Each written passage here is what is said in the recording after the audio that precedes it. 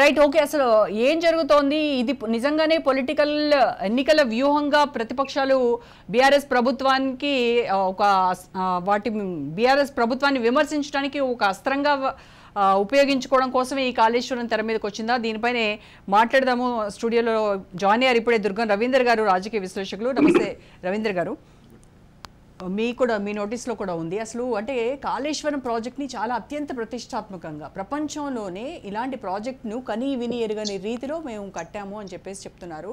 కానీ ఇటువైపు కాంగ్రెస్ వాళ్ళ హయాంలో మేము కట్టిన నాగార్జున సాగర్ కావచ్చు, శ్రీరామ్ సాగర్, జూరాల కావచ్చు, ఇన్ని దశాబ్దాలైనా వాళ్ళు ఆ ప్రాజెక్టులు ఇప్పుడు ఎలా ఉన్నాయి, రీసెంట్గా కట్టినటువంటి ఈ ప్రాజెక్టుల పిల్లర్లు కుంగిపోవడం ఏంటి, లీకేజ్లు ఏంటి అని రేజ్ చేస్తూ ఉన్నారు. దాంట్లో అర్థం ఉందంటారా లేదంటారా? దీంట్లో ఏమాత్రం అర్థం లేదండి. వీళ్ళు ఎవరు కూడా నీటి రంగ నిపుణులు కాదు, ఇంజనీరింగ్ నిపుణులు కాదు. ఎవరు చెప్పాలి ప్రాబ్లం ఉంది లేదా నీటి రంగ నిపుణులు చెప్పాలి. చాలా మంది అంతర్జాతీయ నీటి రంగ నిపుణులు ఈ ప్రాజెక్ట్ వర్కౌట్ కాదని చెప్పారు. ఇరిగేషన్ కోసం ఒక్కసారి లిఫ్ట్ చేయాలి, 2 సార్లు లిఫ్ట్ చేసినా వర్కౌట్ కాదన్న చోట వీళ్ళు 10 సార్లు లిఫ్ట్ చేస్తున్నారు. 10 సార్లు లిఫ్ట్ చేస్తున్నారు. ఒకటి లోపము. సెకండ్ది, నదిలోంచి నీరెత్తి నదిలో పోయకూడదు. సెకండ్. మూడోది, నదిలోంచి ఎత్తిన నీరు సమతలంలో నిల్వ చేయకూడదు. 50 TMs నీరు సమతలంలో కొండపోచమ్మ సాగర్ నిల్వ చేస్తే అక్కడ ఏదైనా ప్రమాదం జరిగిందంటే చాలా ప్రమాదం జరుగుతాడు.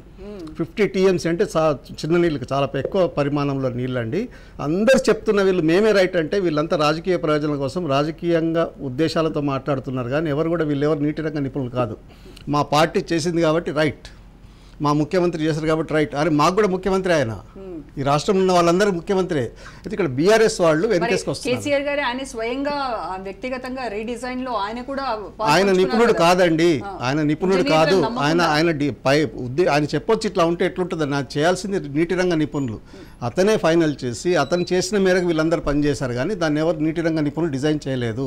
కేంద్ర రంగం వాళ్ళు మరీ పవిత్రులేం కాదు. కేంద్ర వాళ్ళని కూడా వీళ్ళు మేనేజ్ చేస్తున్నారు. ఇప్పుడు కేంద్ర కమిటీ వచ్చి వీళ్ళేం బాగా ఉందని చెప్పిపోలేదు, ఏదో ప్రాబ్లం ఉంది అని చెప్తున్నారు, అంత ఇబ్బంది లేదని చెప్పినారు. కానీ వీళ్ళు కేవలం రాజకీయ ప్రయోజనం కోసం ఎన్నికల ముందు మాట్లాడుతున్న మాటలండి ఇవన్నీ. నిజానికి ఆ ప్రాజెక్ట్ అన్నది అంత వైబుల్ కాదని నీటి రంగ నిపుణులు చెప్పారు. వాళ్ళ మాటలు దృష్టి పెట్టుకోవాలి మనం. రాహుల్ గాంధీ గారు చెప్పిందో కేసీఆర్ గారు చెప్పిందో కాదు, నీటి రంగ నిపుణులు చెప్పిన మాటనే లెక్కలకు వస్తుందండి.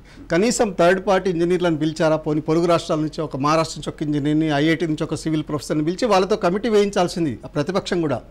మన దగ్గర ప్రతిపక్ష పార్టీ కూడా గట్టిగా లేదు కాబట్టి వీళ్ళు ఆటలు సాగుతున్నాయండి. ఎవరు మాట్లాడాలి దాని మీద, అది మంచిదా కాదా అని?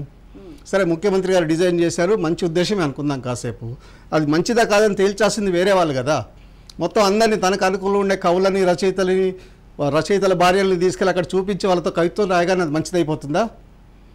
తనకు అనుకూలంగా ఉండే జర్నలిస్టులతో వ్యాసాలు రాయిస్తాను బాగవుతుందా? కాదు. నీటి రంగ నిపుణులు చెప్పాలండి, ప్రపంచ నిపుణులు. అది కూడా చాలా అంతర్జాతీయంగా పేరున్న వాళ్ళు వచ్చి ఆ ప్రాజెక్ట్ ఓకే అంటే అప్పుడు మనం అందరం కన్విన్స్ అవుతాం. మనమేం శత్రువులం కాదే, తెలంగాణ శత్రువులం కాదు, మేము తెలంగాణ బిడ్డలమే.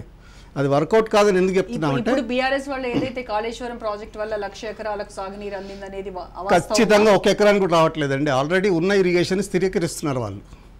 ఎలేశ్వరం ప్రాజెక్ట్ కట్టింది వైఎస్ రాజశేఖర రెడ్డి గారు, ఆయన టైంలోనే కట్టారు. అక్కడి నుంచి మనకి తాగునీరు హైదరాబాద్కి వస్తున్నది. లక్కీ ఏంటంటే వీళ్ళకి ఇలా టైం వచ్చేసరికి అవన్నీ పూర్తయినాయి. నో డౌట్ చేశారు, చేయలేదు అంటే కాళేశ్వరము ప్రయోజనకరమా కాదా అన్నది ఎవరు చెప్పాలన్నది ప్రశ్న అండి. నీటి రంగ నిపుణులు చెప్పాలి. వాళ్ళు ఎవ్వరు చెప్పలేదు పనికొచ్చే ప్రాజెక్ట్ అని. ఇది గుదిబండగా మారుతుంది, తెలంగాణకు నష్టదాయకము కష్టదాయకమని చెప్పారు. మోటార్లు మునిగిపోయినాయి, కాలువలు కూలిపోతున్నాయి, ఇవన్నీ చూస్తున్న మళ్ళీ ఇంకా దవాయిస్తామంటే ఇంకెన్ని రోజులు దవాయిస్తారండి. ఇప్పుడు ఇంకో నెల రోజులు ఏం చెప్పినా ప్రజలు తీర్పు ఇవ్వబోతున్నారు. మీరు సరిగ్గా చేశారు లేదని ఇంకొక 25-26 రోజుల్లో తీర్పు చెప్తారు.